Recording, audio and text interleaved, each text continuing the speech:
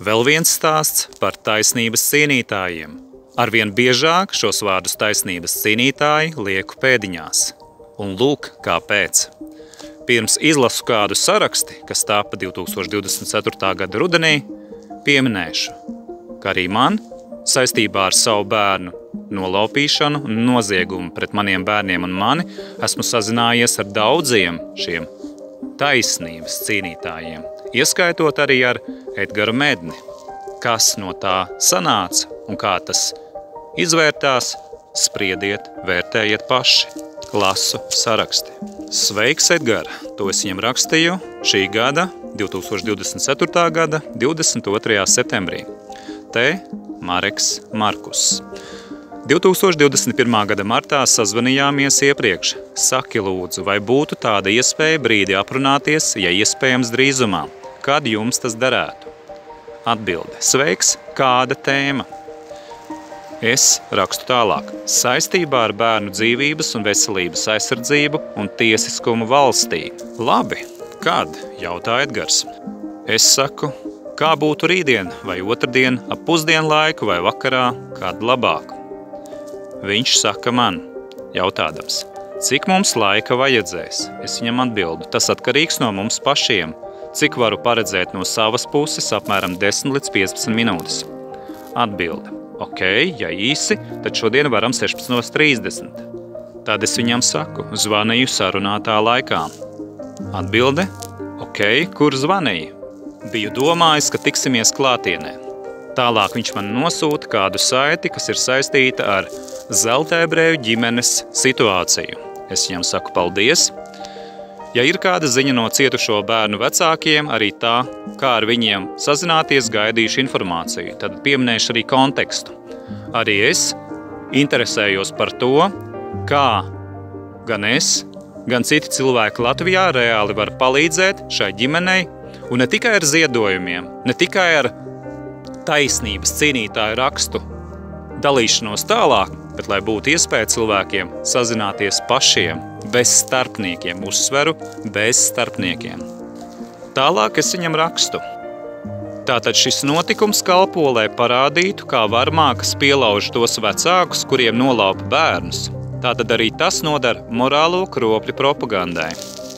Šo es viņam rakstīju saistībā ar LSM.lv rakstu, saistībā ar to, kādu politiku valsts vara realizēja pret Zeltēbreju ģimeni.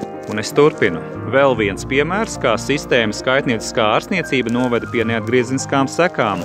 Balto halātu sekta nogalināja bērnu. Kā tas dzirdams ieraksta 8. minūtes sākumā, bērns tika pieslēgts pie mākslīgās elpināšanas sistēmas, kura jau tika lietot Covid afēras laikos, nogalinot tūkstošiem cilvēku visā pasaulē. Zinātnieki un ārsti, kas nav pārdevuši savu dvēseli naudas varai un velnām, izgaismoja šo genocīdu un materiāli par šo iepriekš bija atrodami interneta platformās. Tālāk Edgars Mednis man raksta īsi. Pagaidām domāju, ka nevajag traucēt. Un jautājums no viņa puses, vai jums ir zināma tā ģimene, kur bērniņš nomira no garā klepus? Es atbildu, nē, man nav zināma, tāpēc jautāju, kā ar viņiem sazināties. Edgar, kas domāts ar traucēt? Vai jūs sazinājāties ar šiem cilvēkiem un zināt droši, ko viņiem vajag? Tālāk viņš saka šādi. Klau, es nevaru tavu kontaktu nošārēt. Mamma piekrita, ka es iedodu kontaktu viņai. Šo viņš man rakstīja 2024. gada 24. septembrī. Tālāk dienu vēlāk es piebilstu. Ja nesanāk, tad lai viņa lūgums man uzraksta uz 298 11361, es atzvanīšu. Viņš saka, nosūtīju. Es saku, paldies, Edgar. Pēc tam paiet vairāk kā nedēļa, un proti 2. oktobrī es sazinos ar Edgaru vēlreiz. Sveiks, tā arī viņi nepiezvanīja. Īsziņas arī nav. Cik noprotu, viņi gribēja zvanīt. Kāds ir viņu numurs, vai zini teikt? Tālāk Edgars saka, sveiks, nu tad viņa nevēlas kontaktēties. Tavu telefonu viņai iedevu. Pēc tam es Edgaram Mednim rakstu. Ja runā kategorijā bez varbūt, sakot, nu tad viņa nevēlas runāt, lai gan pirms nedēļas piekrita, ka, lai nododu kontaktu viņai viņiem, tas iespējams jau bija iepriekš izlēmts, vienkārši noliekuļo, jo ir kas slēpjams. Varbūt tas ir varmāku sistēmas šaus, kuriem nekas nav svēts, pat bērni. un kur opozīcija ir daļa no plāna, lai sunīši rietu, bet karavāna ietu tālāk. Nav atrasta tāda zelta ebreju pēdiņās dzimta. Galu galā propagandai viņi visai perfekti izkalpojās, jo atklājās, ka ir no tiem, kas ļauj sevi varai šantažēt un pārējiem varmāku vēstījumus nodauc tālāk. Pielauzīsim. Tālāk Edgars man raksta, Klau, nu ko tu plosies, tak ļauj cilvēkam dzīvot, tev nav pavisam nesen nomirs bērns, tev šobrīd bez tā visa neveļas visādi sūdi pāri, tev nav atņemti pārējie bērni, tev nav vēl 2 bērni slimnīcā ar neskaidru nākotni un darbībām ap viņiem. Varbūt cieni citus un citu viedokli, noliec savu ego bišku malā, ļauj cilvēkiem tik galā ar savu dzīvi un sadzīvi. Es Edgaram atbildēju. Pirmkārt, es neplosos, uzdodu jautājumus, meklēju atbildes, patiesību un tikai patiesību. Otrkārt, kā nav kauna man pārmest to, ko es nedaru? Kā es konkrētam cilvēkiem neļauju dzīvot, ja viņi ar mani nav sazinājušies un es ar viņiem arī nē?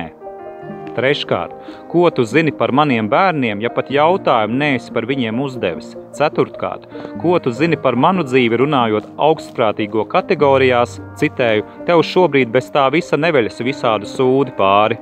Piektkārt, kā tu vari teikt, tev nav atņemti bērni, ja nezini patiesību? Sestkārt, kā vari teikt, tev nav vēl 2 bērni slimnīcā ar neskaidru nākotni un darbībām ap viņiem, ja nezini un neesi par viņiem pat painteresējies. Par to, kas noticis ar maniem bērniem, par to, ka pret viņu un pret manu gribu viņi tika testēti, spīdzināti, mana meita uzsēdināta uz zālēm, lai mani nemeklētu, par to, ka mani bērni ir nošpricēti ar Covid noziedznieku eksperimentālo vakcīnu, par to, ka nolaupīti, tiek slēpti, turēti varmāku gūstā, lūk, par to neviens no šī laika taisnības cīnītājiem nevienu pašu vārdu nav paudis publiski. Kāpēc tāda selektīva attieksme pret ģimenēm un bērniem? Vai tad šī ignorance daudz ko nepasaka par taisnības cīnītāju morālo būtību un nerada jautājums, kas notiek patiesībā? Vai manus bērnus neskar neskaidra nākotne, ja manu bērnu māte ir pateikusi, ka viņa ir nopietni slima un tuvu aiziešanai? Septītkārt, kā nav kauna man pārmest citu necienīšanu? Kuri ir tie citi un kādi ir pierādījumi?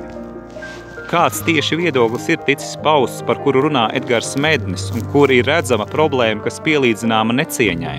Astotkārt, kā es esmu kā liedzis, tikt galā ar savu dzīvi un sadzīvi konkrētai ģimenei vai jau kādam cilvēkam? Gaidīšu atbildi uz katru jautājumu. Atbildes arī izgaismos tavu un mūsu godīgumu. Paldies jau iepriekš. Kas mūsu sarakstē liek tev man pārmest? Noliec savu ego bišku malā, lūdzu pamato. Vai jūs zinat, kāda bija Edgara Meģņa atbilde? Klau, piedod, bet nav ne laika, ne vēlēšanās iekrist polemikā. Tiešām šobrīd ir ļoti saspringts laiks un daudz ko darīt. Ja gribi skaldīties, dari to, bet bez manis. Tu man jautāji, es izdarīju, ko lūdzu, ko vēl? Un es atbildēju Edgaram sekojoši. Atbildes uz manis uzdotiem jautājumiem nesaņēmu. Līdz ar to tavs, ko vēl, nerada pārliecību, ka vēl kāds jautājums tiek gaidīts. Atbildot uz to, teikšu vienkārši. Vairs neko. Nezināju, ka patiesības noskaidrošana, ko veicu no savas puses, rada tev iekrišanas polemikā problemātikas iespējamību.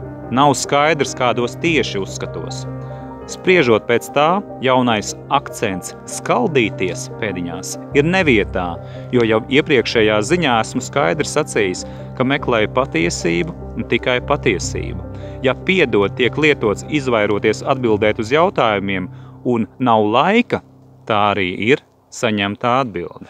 Lūk, kāda saziņa ar atsevišķu taisnības cīnītāju, un kas manā gadījumā, un kas attiecās arī uz maniem bērniem, ir ne pirmā tāda ar ļoti daudziem, daudzskaitlīgiem šiem Latvijā zināmiem, publiski redzamiem, dzirdamiem cilvēkiem.